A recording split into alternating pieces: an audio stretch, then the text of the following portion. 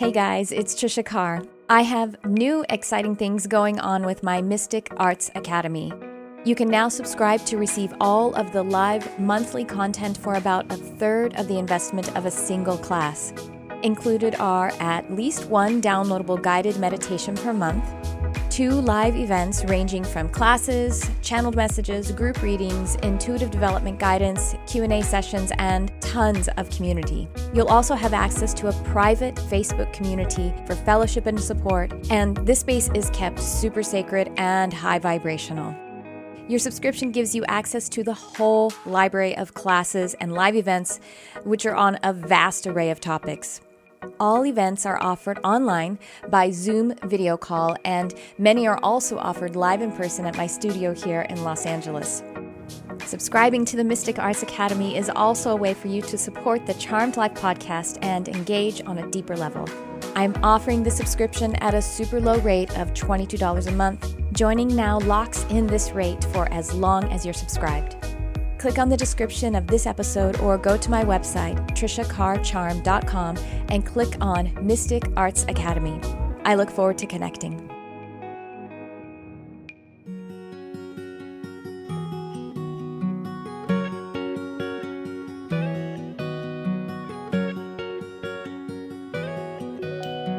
Welcome to Charmed Life, a multimedia podcast discussing spirituality, magic, and the unconditional love of the universe. Thanks for tuning in.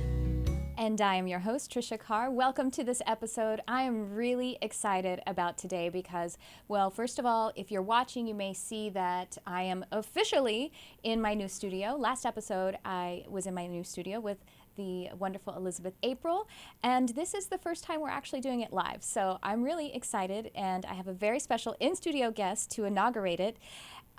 Before I welcome my guest on, I just want to tell you guys that as the year is ending, that I have been able to open up some spots on my calendar for one-on-one sessions. I just moved through a really big program, and so as my schedule ebbs and flows, right now I have some openings for either animal communication or the intuitive mediumship through the rest of the year.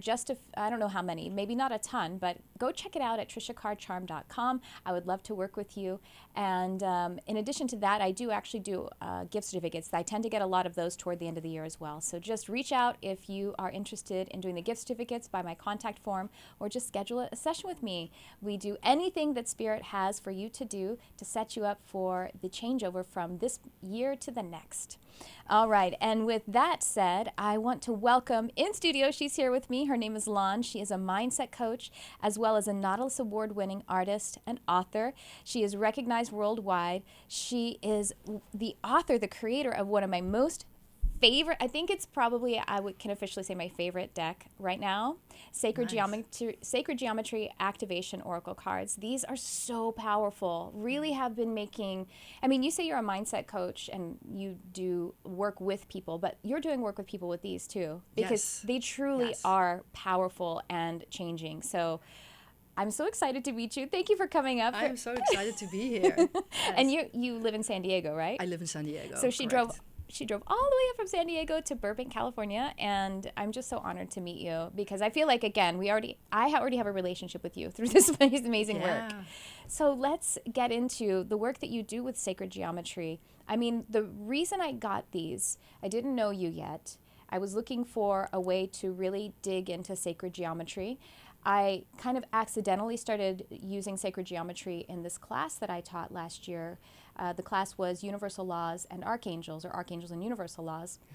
And I was guided to kind of use as an anchor for each of these classes where there was an archangel. I would channel guidance about a particular universal law, and I was guided to just sort of scry or divine a particular sacred geometric shape to kind of anchor in the message. And I didn't know anything about it. Obviously I knew Metatron's cube, and so the Metatron month went Metatron's cube, but I just kind of went with it by feeling into this kind of graph of different sacred geometry, and every time they came together, it was so divinely aligned.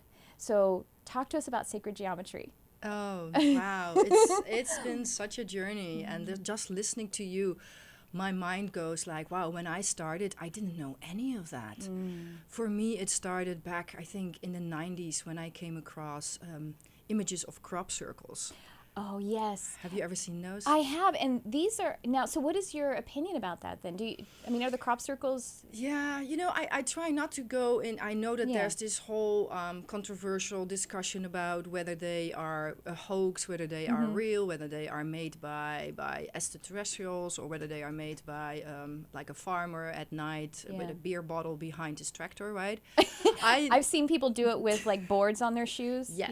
Yeah, like remaking them to prove that it's a hoax. Yeah. Exactly. I never really gotten into like what's true. I don't really care about who makes them. I just know when I saw it, and I did art school, so graphic design is my background, and I started in a time when there was no computer yet. I did a lot of things by hand. Wow. So cool. looking at a crop circle design, I know how incredibly complex that is. So whoever did it meant Exactly. it. So it's like whoever made it, Yeah. it deserves our attention. Ooh. It deserves our at least acknowledging that whatever is made there is profound. Right. And it probably has a meaning. And for me, it was just, I felt like a kid in the candy store. As a graphic artist, as a creative, I just wanted to take those lines and color them in.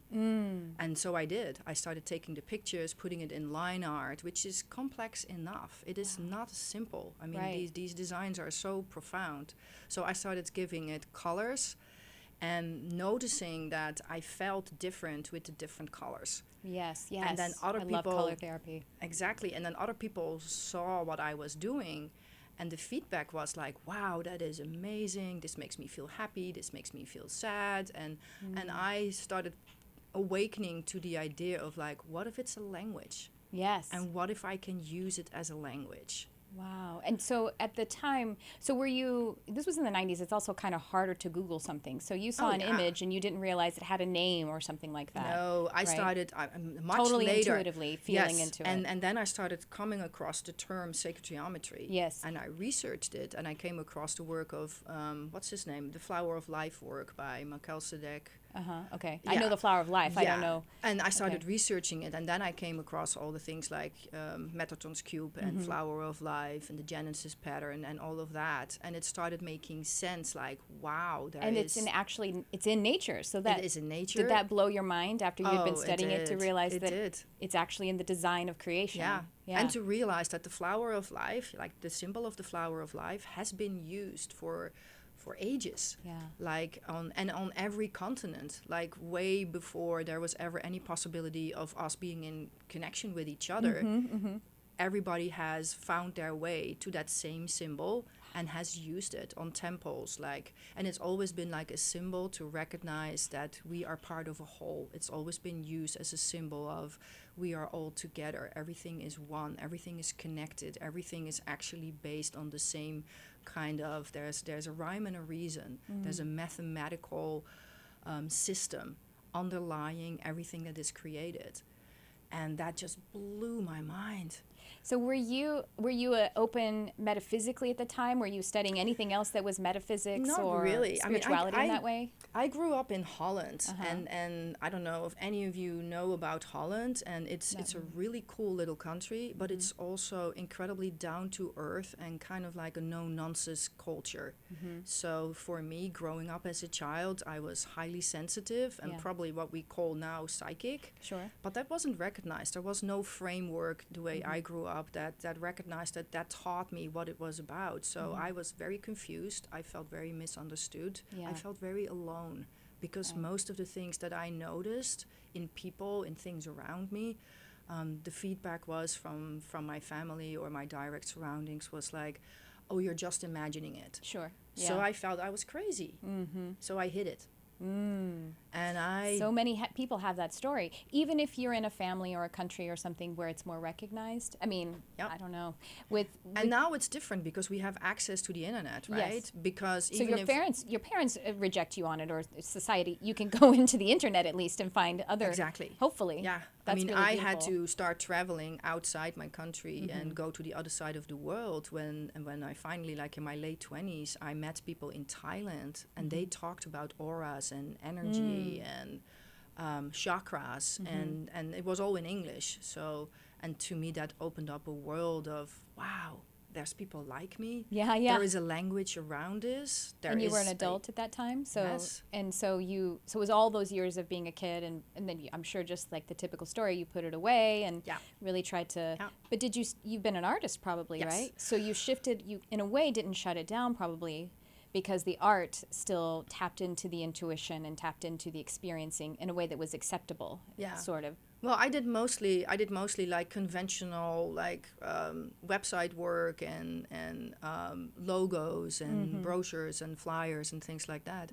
And then I started doing much more with the sacred geometry, and because of the feedback that I was getting, I started playing with it more and more and realizing that it made me so happy.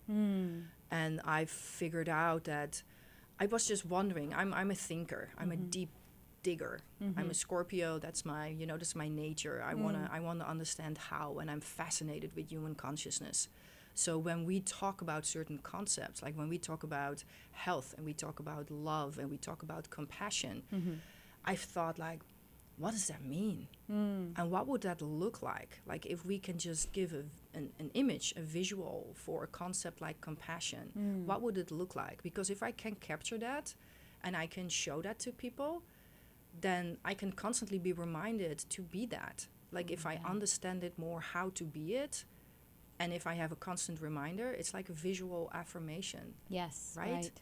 So I have them now all over my house, and it is a constant reminder. You know, I wake up and I look at a, like this one is... That's her new deck, you guys. It's my new deck. Oh, Sacred Geometry of Relationships Oracle. It's so brand new that even just last week I was trying to find a way to order it. And she brought me my own deck. I know. I've only had it for 2 weeks. Oh, gosh. But the main picture is called Grace. Oh, I love it. And I have that on my wall in my house because I feel like more than anything in this world, we need grace. Yes. We need grace. We need compassion. We need to be kind. We need to be gentle with each other, with ourselves, with the world, with our environment, with all of it.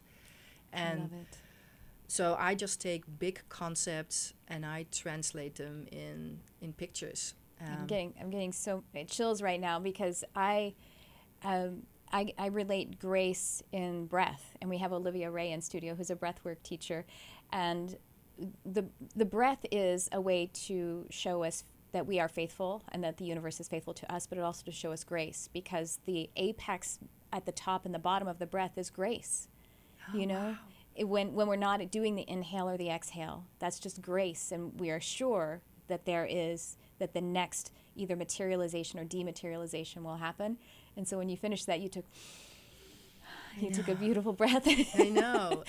And for me, there is a universal law of grace. It is true, you know, that the gap between the non-physical and the physicalization of it, that's grace, so that we can we can hone our frequency. And I think that the work that you do is holding that space of grace, because you charge it up with the energy, but it's alive still. And you connecting with the activation of it is that space of grace where you get to refine the frequency, refine the creation.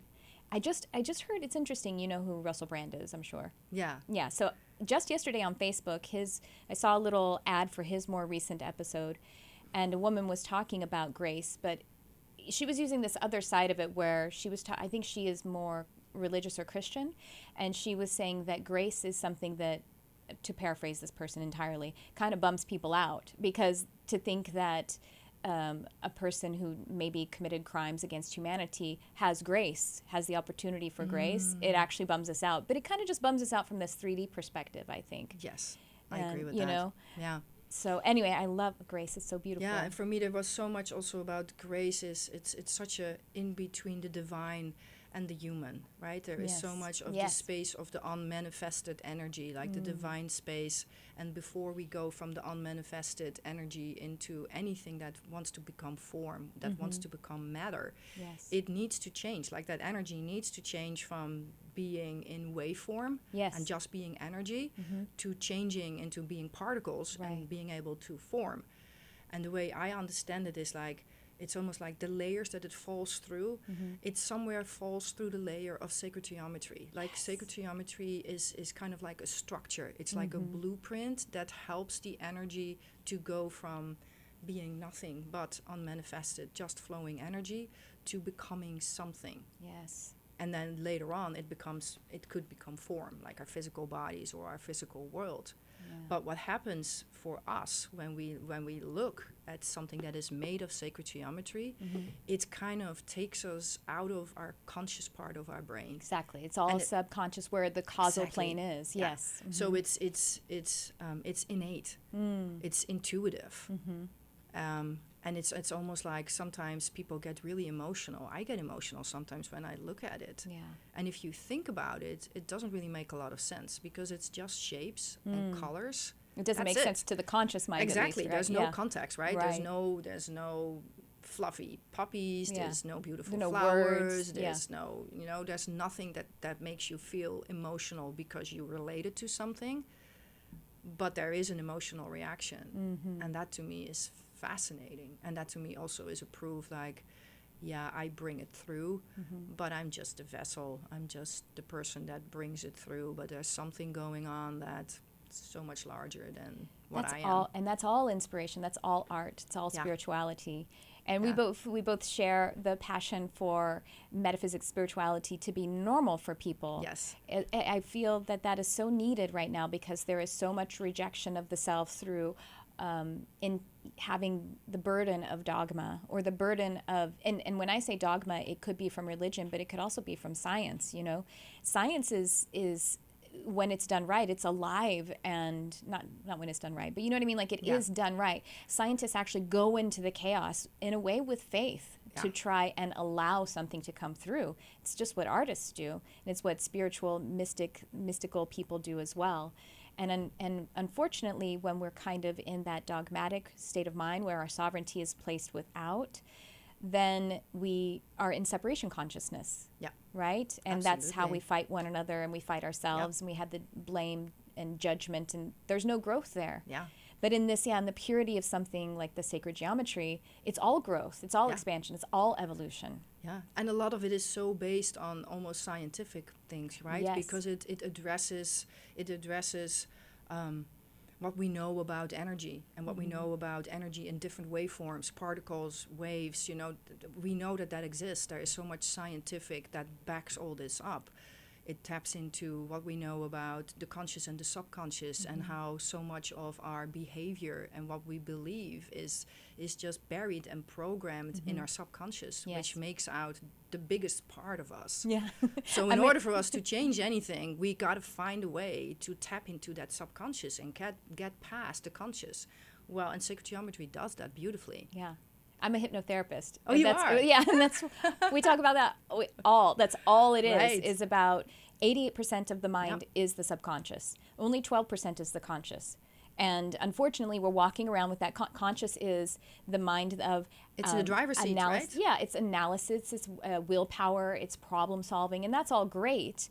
But that isn't change. That isn't creation. Subconscious is where the creation is. But in the subconscious mind are what we call knowns. And that's the programming are the knowns. And the sacred geometry bypasses the conscious mind and the critical mind and just gets in there where there's just potential. And if with the feeling, like you said, that feelingly experiencing the sacred geometry or the art is how we actually start to change our neurology. We actually change our brain, how it's structured with the feelings, because feelings are just chemicals in our brains. And that's what actually changes our neural pathways, which helps to change the default programming. Yeah. And then I do address the conscious mind, because I write about every piece. We want to use the whole mind. Yeah. Exactly. So I write about the concept. What does it mean? What do we think that it means? And what could it mean in a new energy, in a new sort of consciousness, in a more expanded form of dealing with a concept? What could it mean? And then I describe what the picture, what you see, like the colors and the shapes and the numerology and the symbology. And then I give reference as well. Like in my new deck, because it's all about relationship, I also go into the concept and I say, like, so how does that relate to relationship? And then I give you food for thought. And I'm starting to write more and more. I want to write for people that are not familiar with the metaphysical. Yeah. Because I feel that there is so much value in looking at this, and you don't have to be woo-woo or metaphysical. It's natural. Right? If it's real, then it's natural for everyone. Yeah. And this is the old Hermetic tenet of as above, so below. Yeah. Which is why I identify as a teacher of nature and spirit, because if I'm understanding a spiritual or metaphysical concept and I can't understand it in my body and in the earth, then I'm not ready for it, or something that's not, or it's not true from all perspectives, because we have everything we need here in what we've already created from spirit into physical. Yeah. So yes, so it should be true for everyone. Now, I love the mystical expression, and I love the colorful, talking about all of the amazing woo-woo stuff as well, but that isn't necessarily everybody's jam. You don't all have to love, Coldplay in order to love music, for example. It's so funny that you said that, because the last couple of days I've been playing with a friend of mine, and we've been I'm in the process of writing an ebook about chakras. Oh, good. Okay. And we were joking about it, because one of the things that I was saying, like, I'm going to tell people, like, maybe you think that chakras are not your jam. You actually said that language. No, I don't, because we were talking about, we're going to do a T-shirt about, like, join our jam, because you might think that it's not your jam, but I'm telling you that you have them. Of course, right? Yeah. So I want to write it in a way that people feel that they can relate, where it's not that woo-woo, but that they can understand, like, this is how you're built. You're an energetic being. Whether you consider yourself, like, connected to the metaphysical or not, this is where it's starting to merge the spiritual with the science, and that needs to become the new paradigm, because this is just, like, in a decade from now, this is just going to be our truth, and we're going to look back and we're going to go, like, how did we not see this before, right? Well, and the chakra system is, the word chakra is Sanskrit, it's from the Hindu religion, but it's ancient. I mean, it even predates that, and even Abraham Maslow, who was a scientist, came up with that, the hierarchy of self-actualization, or the hierarchy of needs. And it looks just like the chakra system, you know what I mean? Like, it's very similar. Yeah. It's just stages of development and ways that we actually relate with dimensionality. And we are dimensional from any perspective, from this physical perspective. We are dimensional. And so it is, again, if it's true, then it's true from all of the perspectives, all of the possible infinite perspectives. Yeah, we've just forgotten so much, right? And we excluded it from our belief system, and we've excluded it from our education. And that's sad, and it hasn't really done us a lot of service, because it made us almost functioning incomplete. We could function so much better and so much more complete and so much more fulfilled if we understand the larger picture and how we fit in that larger picture. And the thing is that when we say, oh, it's not woo-woo or whatever, that's really just judgment. That's just as judgmental as someone who's in their whatever religion saying you're going to hell. You know what I mean? Like, it's just the same. It's a similar frequency of separation and judgment. And that's why I think it's really wonderful when artists are actually presenting these topics, because art is spirituality, spirituality is art, creativity is intuition, intuition is creativity, and science is all woven in there as well. It used to be that the church and science were one, or spirituality and science were one, and I think that's where we're going, especially with quantum physics. Is really, quantum physics is starting to put a face from a more universally accepted perspective to what mystics have known for centuries. And people like Dr. Joe Dispenza, you know, who've done so much beautiful research, and who are backing it up with scientific research, right? And they are proving to us, so they're blending it more and more towards this. Right. I mean, he actually uses sacred geometry in his presentations to help people to do something that used to be only considered in the metaphysical realms, like meditation and working with the consciousness and the subconsciousness, and he's making it so much more normal. Joe Dispenza actually went to my school of hypnotherapy that I'm... Oh, really? Yeah, the program that I'm in. Not the exact program, but from the founder, like I think in a different state or something like that. But yeah, I've been loving his work for a long time. Want to get him on the show. Hello, anybody know Joe Dispenza? Tell him to come on my show. Olivia knows him. That's right. I'm a friend of a friend. Oh. I'm working on it. You're like so fired if you... That would be great. Yeah, it would be amazing. Yeah. Yeah. She said she has a friend. Kurt's trying to get the mic to her. She has a friend of a friend. Yeah. Hi. I have 3 degrees of separation from Joe Dispenza. Yeah. And Lon has 4 degrees of separation from Joe Dispenza. Yes. Why are you keeping Joe Dispenza from us, Olivia? And I'm actually, Joe Dispenza works a lot with Natalie Ledwell from Mind Movies. I don't know her. Okay. Okay, so Mind Movies is a big part of what Joe Dispenza does in his workshops. Okay. It's a program, an application where people can create their own small little videos with affirmations. So you can make your own little video about, I am healthy, or or whatever you want to create. And it's what now is the becoming imagery that is used? They have a whole library. So the Okay. app has a whole library inside the app that you like can geometry use. and stuff?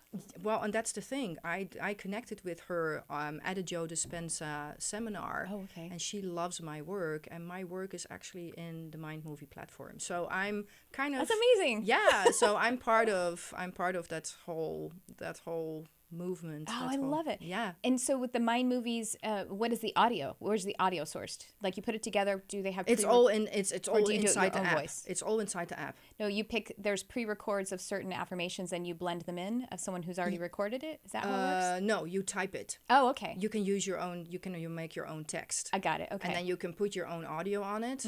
So you could speak it yourself, or you can just use your favorite music, or you can choose it from their library. Cool. And then they provide tons and tons of imagery as well. So and we can pick your imagery? Yeah, you can by pick name? my imagery. Okay, great. Yeah, you can pick good. my imagery by love it. name and blend it into your little movie, and then you can make a movie. And the idea is that you can use that on a daily basis. You watch that movie to work with your subconscious mind to help for you to become a creator, like to create like the things in your life that you really desire.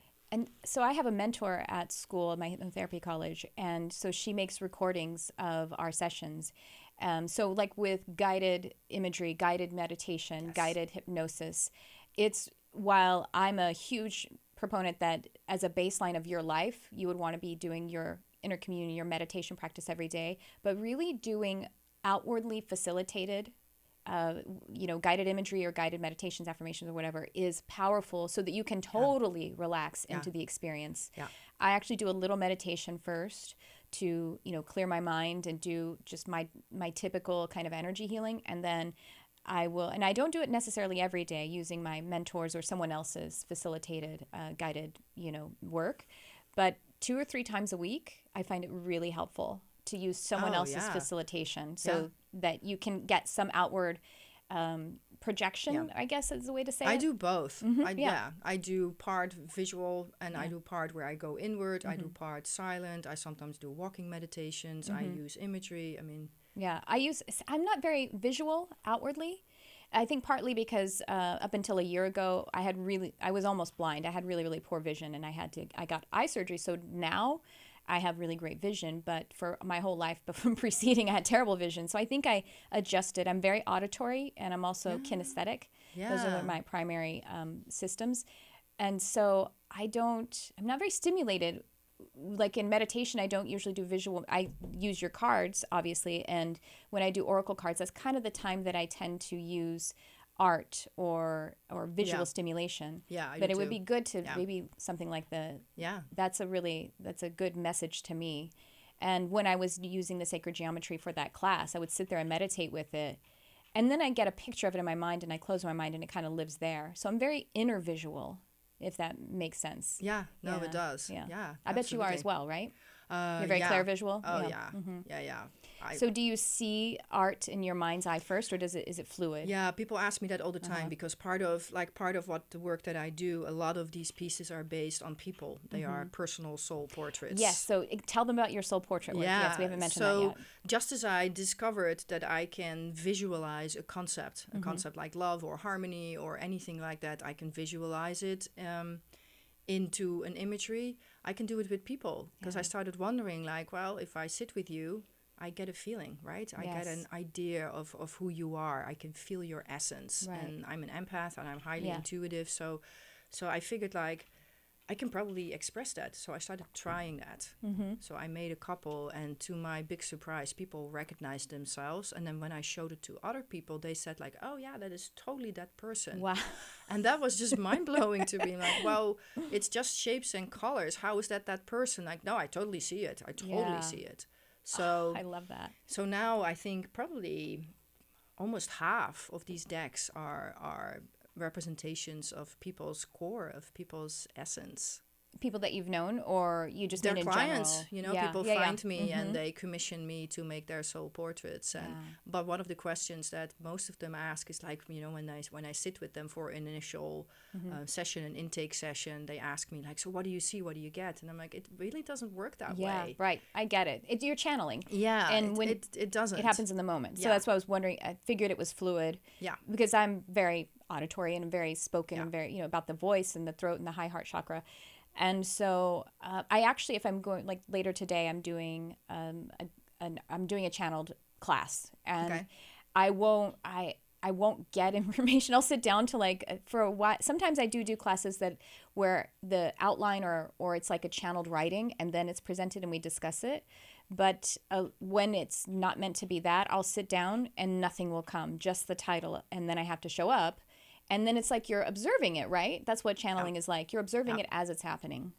Yeah. When I start with a soul portrait, I usually go into meditation and I kind of put my intention out there, and I tell the universe, like, I really want to connect to this person. And I always ask for pictures of my clients. Like, give me pictures so I have a visual that I can anchor into and that I can constantly compare with what I'm doing. And I can feel it when it resonates. Right. So, and then once I kind of open that channel, I just take a basic shape and I give it a color.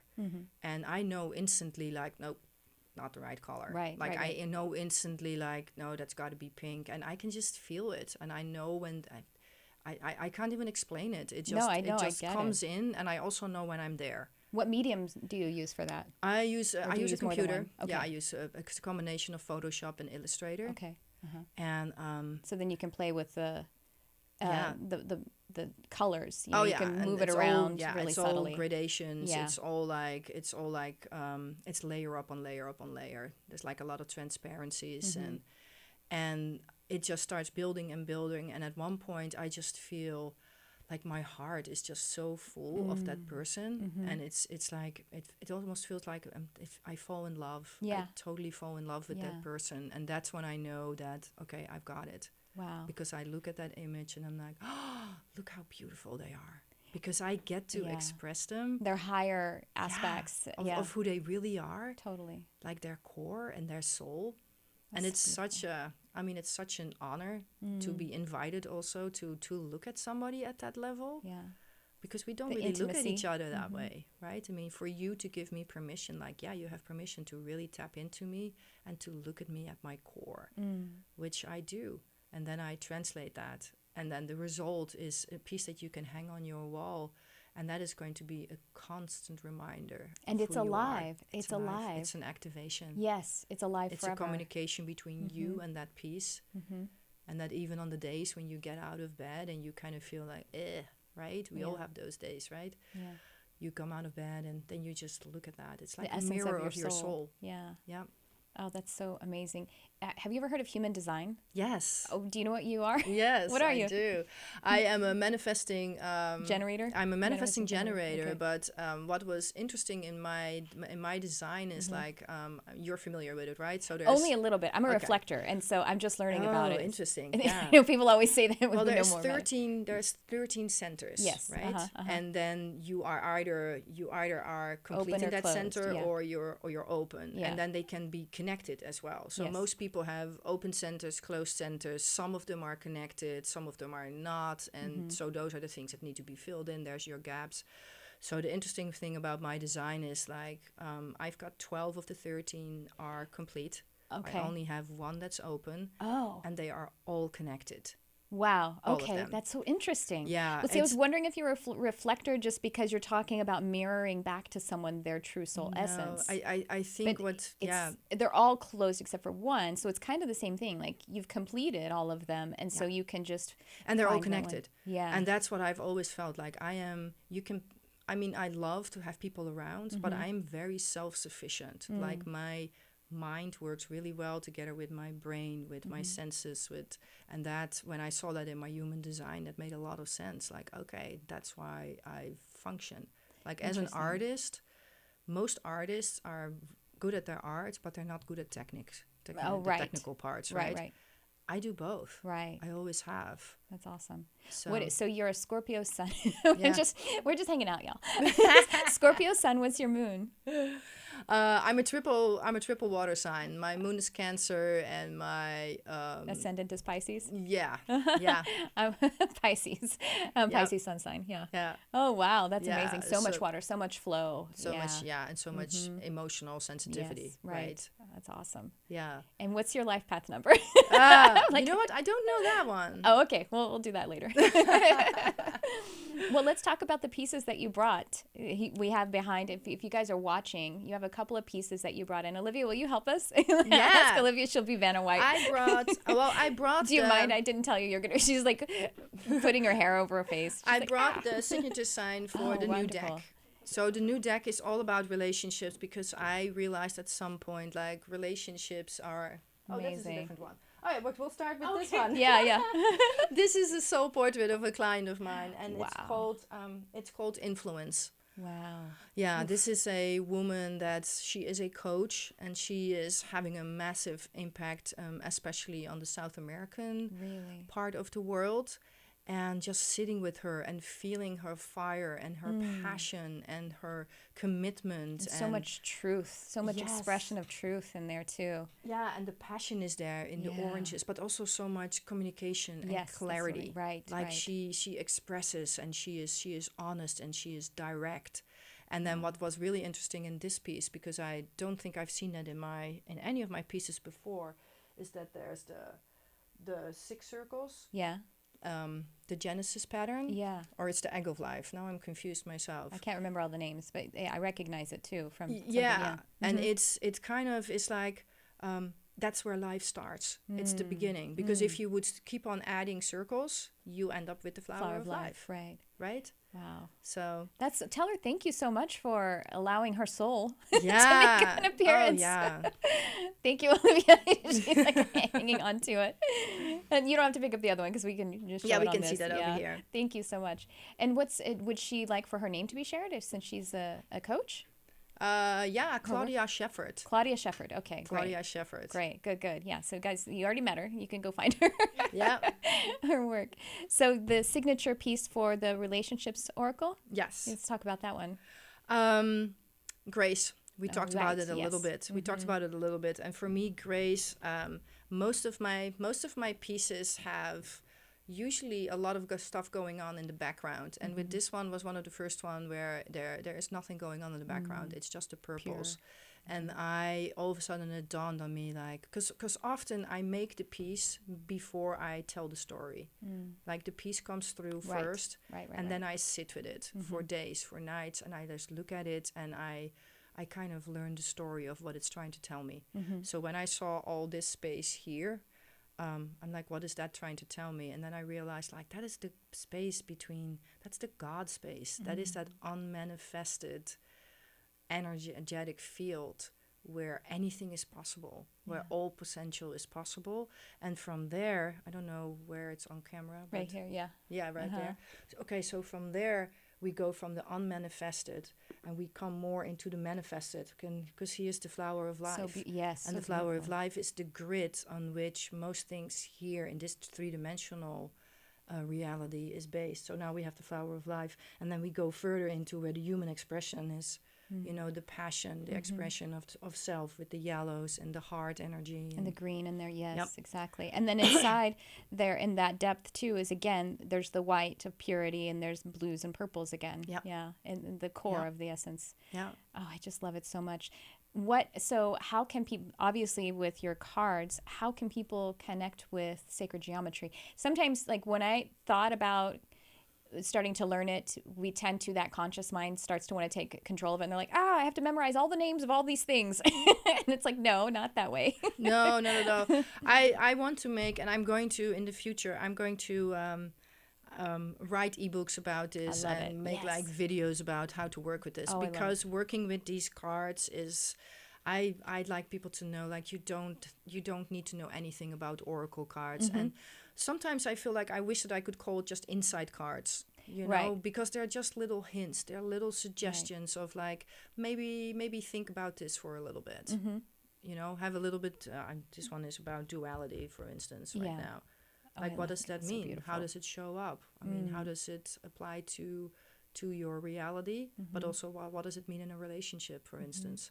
So I don't think people need to know anything about it. There's a guidebook with each of these card decks that I try to explain. I give suggestions. They're beautiful. Oh, I love your guidance in the guidebook. It's and so I give powerful. Suggestions for drawings. Yes. But mostly what I would say is like, you know, just draw a card. Draw one card. Think about something, or just draw a card and see what comes up. You don't necessarily need to have a specific question. You don't need to have just an activation for the day. And use your intuition. Right. And that's what this is the thing. I asked a while ago, because like you, I don't want to get too deep into like in speak or woo woo or whatever. Yeah. Again, that's judgmental. But at the same time, I want to make sure that I'm connecting with the human experience in an a general way or a unified way. And so I kind of asked Spirit, I was like, I mean, am I emphasizing cards too much? Because I think there's such a powerful way for people to be in their own energy and to start to work with their own intuition. And the answer I got back was kind of like, well, basically it's a book that's not bound. So, you know, you flip open your favorite book or favorite book of poetry, and you just kind of allow, I'm going to just randomly, if you want to call it that, and that's exactly what you need that day. So it's just a book that's unbound, and that's a very classic human experience, is to have words and pictures put together in a collection. So, and we've used this, again, this has been used, some kind of readings with cards or with imagery has been used for centuries and centuries throughout every culture. Right. So there is an innate desire for us to communicate with maybe something that's larger than us, and there is an innate desire for us to get some input, you know, like show me something that I may be missing. Right. You know, just like we're asking a friend. So maybe this is just your new friend. Yes. So instead of asking you like, okay, what am I missing here? Right? I'm in this situation, or I'm in this relationship, and you can tell me something, or I can ask the cards like, what am I missing? Is there something that I need to be looking at? And it's it's miraculous every time, because if you just relax, it will always, well, these are the cards that I pulled this morning, and they had so much to do with what I had just meditated on. But what's cool is, so the first card is empowerment, and it says the frequency of empowerment supports our ability to show up fully and completely, uniting us with others in the deep trust that we are all connected through the same source.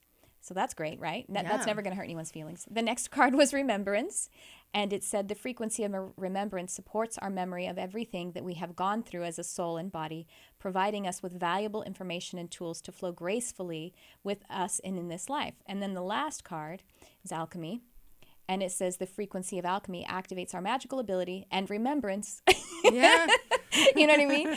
Of the magic that we all hold inside. I mean, they overlap. And it's not like if you picked any other three cards, they would overlap and intertwine in the same ways. It's not like many of the cards have remembrance in it or are talking about, you know, and this is miracles of transmutation.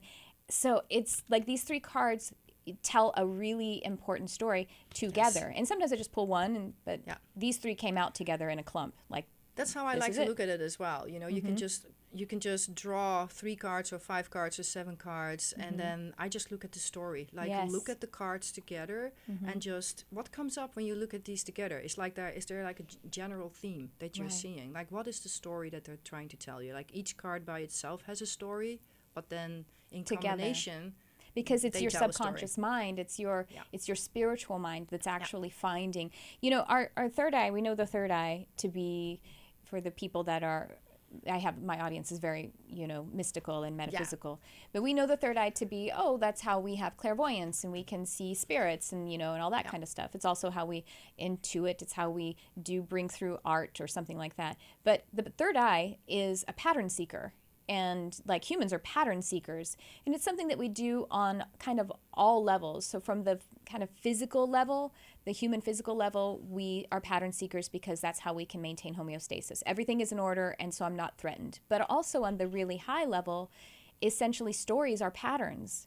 And we are like a pattern, we are a story, we are a theme of this universe, of source energy. Yeah. And so the third eye is a pattern seeker, but in being able to kind of lock into that pattern, you also can relax because everything is then unlocked in a way, I think. That's what you were kind of talking about, gone full circle. You're talking about at the beginning. Yeah, and then it's just, to me also, it's like it's reassurance. Like if I understand the logic and how things are connected and why something shows up in my life because I was holding a certain vibration or I was doing a certain thing, then things make sense and it makes me feel like, okay, that means that I can do something about it. Yes, right. So there's some grace there, there's the trust, there's faith, there's all of that. And empowerment, unfolding. right? Yes. That gives us empowerment. So, and that's what I try to do. I just try to show people like, just become aware of the subtle stuff because the subtle stuff does matter. And what I was thinking last week about is so funny. I don't know how you grew up, but I grew up with like, you were not supposed to daydream. Like, come back here, like, like children that were in school and were staring out the window and daydreaming. That kind of got shunned, right? You're not supposed to daydream. And now I feel like we're moving into a time where we are recognizing like daydreaming might be one of your strongest assets to create a life that's going to be fulfilling. Because if you can daydream it and you can hold that vision and hold that intention, you can create it.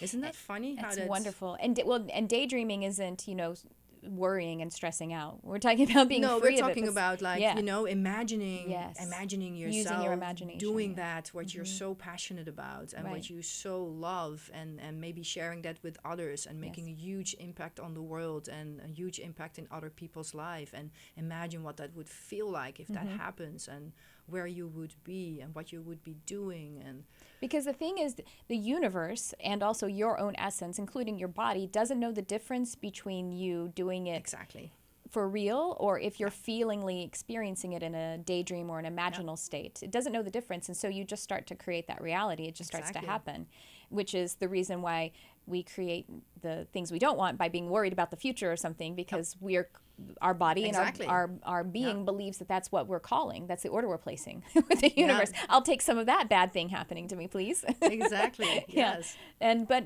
that's a part of the journey as well, because then we see the pattern of something that's unwanted louder and louder, so that then we can start to move into, there's in neurolinguistic programming, I'm also taking that right now, that we use a little bit of running away from in order to define the running toward or the moving toward. Yeah. So there's two ways. It's kind of like when we say A Course in Miracles says that we only have love or fear. Those are the only things that we think or feel at any time is love or fear. Totally paraphrasing. And so that's what we're saying. Like the running away from something is the fear aspect, and then the love aspect is the moving toward in that daydreamed, imaginal, I'm a creator state. But we can use a little bit of that running away from, a little bit of the fear energy to help us to define the true energy that is our true essence. That's okay. That's a part of the duality, actually. Here's your card. Well, and that's what I try to do, right? So I make these cards. Let me just see. I'm so excited. She brought me my very own deck. It's brand spanking new. It's like steaming. It's so hot off the presses. So you guys go. We'll have all of the. They can just find it on your website now. A way to. Yes. To order them? Yeah, okay, you can great. find it on the website, and it should be available at Amazon as well and at Beyond Words. But for instance, like if you take a concept like curiosity, like just to be reminded of that and to think about what that means will help you to set a direction. Because if you're not curious about anything, you would be staying exactly where you are, right? So these are all concepts that we kind of take them for granted, and we don't realize like how much they actually steer us or not steer us. Curiosity is such an important, it's something that I gave myself permission to do when I was in this early stage of kind of the awakening process. And curiosity is an absence of fear, is moving forward from my own interest and essence and desire. And it's a really beautiful energy. And it's something that I recognize with the realm of nature and nature spirits, that the energy of curiosity is very important for the process of creation, for the manifesting process. Yeah. Nature spirits or fairies or whatever, they are very curious. And curiosity is that energy of play and also that daydream and imaginal energy that you're talking about too. I think curiosity is probably one of the main drive forces for evolution. Yes. I think if we wouldn't be curious about what else there would be beyond what we already have, well, then nothing would move. Einstein sat in that daydream state. I mean, he didn't call it meditation, but that's what he would do. He would sit in that state and wait for the answers to show up and commune with that kind of essence, just that curiosity and that wonderment. Yeah. And then amazing things came through, which changed our reality, or understanding of it, I should say. Yeah. Absolutely. Well, we are actually almost out of time. We are already? I know, right? So much fun. We could talk for hours. You guys hang out with us for another 6 hours, please. Well, just tell us about, some final thoughts, how the work that you're doing, how they can get in touch with you. I'm so excited about the ebooks and the everything that's coming out too. Yeah. So Instagram. I am very, very active on Instagram because that's my medium. Makes so much sense, right? Mm-hmm. Because I can play there. So I make tons of like little videos. I make all these activations that you see here. I make them move. Oh, nice. And I put music on it, and I collaborate with other artists. And so follow me on Instagram. And I'm about to launch a membership-based community. Oh, good, yeah. So that we can all connect and talk. Yes, I love it. Yeah. I just launched one of those. You did? Yeah, and so and you can actually drop in on it too, but I have a membership so that I love the community aspect. So then I can start doing the books, and I can start offering courses, and I want to make everything really, really accessible. Yeah. This is going to be easy. This is, I'm going to translate all the woo-woo language. I'm going to translate it back like what do we mean when we say that? Mm-hmm. I love it. Speaking of the chakras, for example, when I was, again, just kind of at the early stages of having a metaphysical opening, which I didn't even know that's what it was, I was having this coaching, this woman who coaches empaths to kind of change that empathic nature from like always sponging up the negativity into, the empowered experience. And we would do these, she would do these guided visualization meditations where she would say, just tap into your crown chakra. You don't need to know anything about it. Just, it's on the top of your head. It's like, it's purple. Just send your energy there. And she's like, you don't have to go read about these. I'm just going to tell you what it is and where it is. And it was really powerful. So again, it's true from all aspects, which is what it's undeniable that sacred geometry is because it's in nature. Exactly. It's amazing. Yeah, so, again, so people can connect with you on Instagram and get her... Or my website. Yeah. For sure. And those links are in the description. But any last words about how people can start to work with sacred geometry? And in addition to your decks, would you say... I think it would be fun, like when you take a walk in nature, start looking around and start looking for the patterns, because we find it everywhere. It's in the spider webs, it's in sunflowers, it's in cauliflowers, it's in vegetables, it's in the way a wave breaks onto the shore. Yes. We see it in the star formations. I mean, you find it, it's in a fingerprint. It's everywhere. So you can just meditate on it, hold that experience. And just notice it, and then realize wow, it's all based on the same patterns. It means that it's all connected. Right. It's all the same thing. We all come from the same kind of source. Oh, it's so beautiful. Wow, this has really been so fun. It's been really fun. You have to come back on, and if you want to come in studio, or you could just come in. I loved it. And this is a great Sunday morning drive. Oh, good. Yeah, I was listening to some inspirational speakers, and it was wonderful. And also reminding everyone, you are doing your soul portraits still. Yes. So if you're interested in that, go to our website and check that out. Well, thank you so much. This has been just so amazing. I really, really love meeting you in person. And again, I've already had a relationship with you because these have been now you're going to have the new one. I know. a relationship. Yes. So, well, thank you again for coming in. You guys definitely go check out Lon's links in the description, however you're listening. And I will see you guys next time. Thanks for tuning in. I love you, whoever you are.